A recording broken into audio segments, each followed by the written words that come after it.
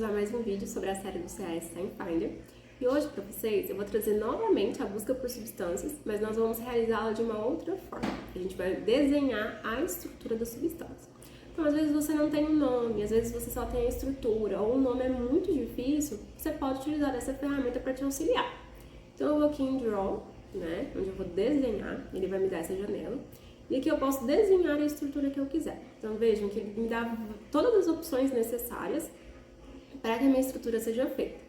Para economizar tempo, eu trouxe para vocês a representação por smiles. Então ele vai converter esses smiles em texto. Esses smiles eu peguei do próprio SciFinder, como eu mostrei no vídeo anterior.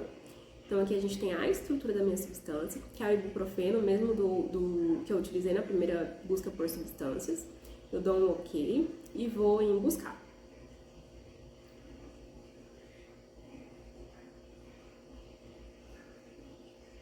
Bom, a partir do momento que eu realizei essa busca, ele me fornece resultados um pouquinho diferentes do resultado que eu tenho quando eu digito o nome. Então ele me dá esse menuzinho aqui lateral, né, no seu lado esquerdo, onde ele tem estruturas como eu desenhei, subestruturas e similares. É estranho você pensar nessa primeira opção, que você deve pensar, como eu desenhei deveria ser só uma estrutura.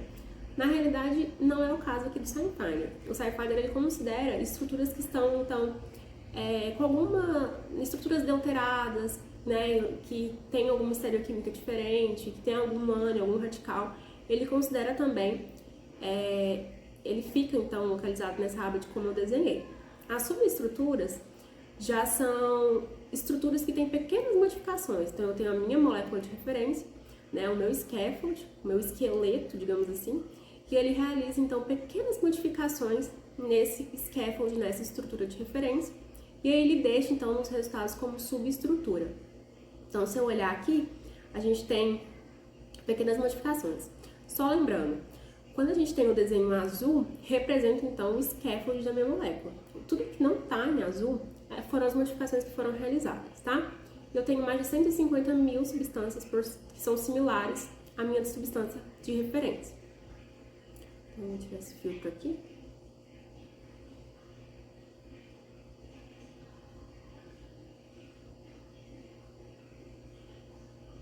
Então, vejam, ele me forneceu mais de 150 mil resultados.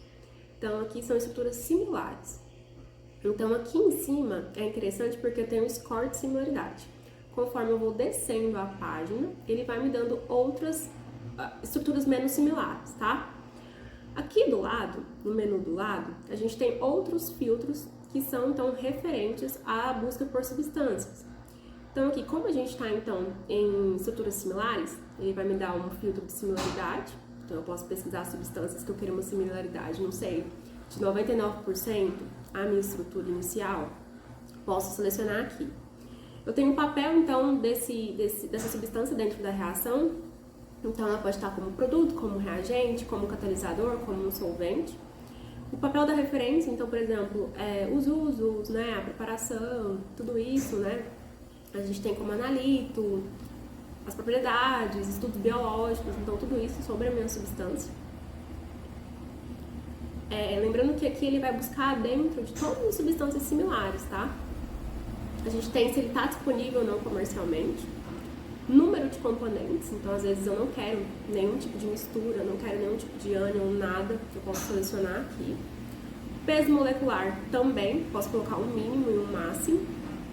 O log de P eu também posso setar com um mínimo e um máximo, ele vai realizar então uma busca por log de P no intervalo que eu coloquei dentro do menu de substâncias similares, tá? Estereoquímica, posso escolher com ou sem estereoquímica. A presença de determinados elementos na minha estrutura também posso escolher. Grupos funcionais, então às vezes eu quero grupos funcionais específicos, posso selecionar aqui nesse menu também. Quantidade de anéis aromáticos.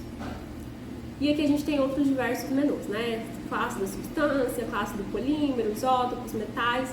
E aqui já são aqueles outros filtros que eu mostrei anteriormente, né? Na primeira parte da busca por substâncias.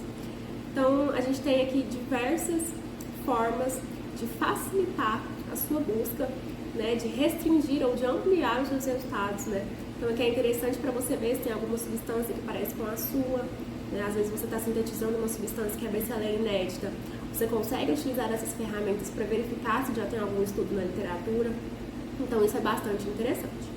Então essa daqui foi a busca por referências, né, através do desenho da estrutura da molécula, e até o próximo vídeo.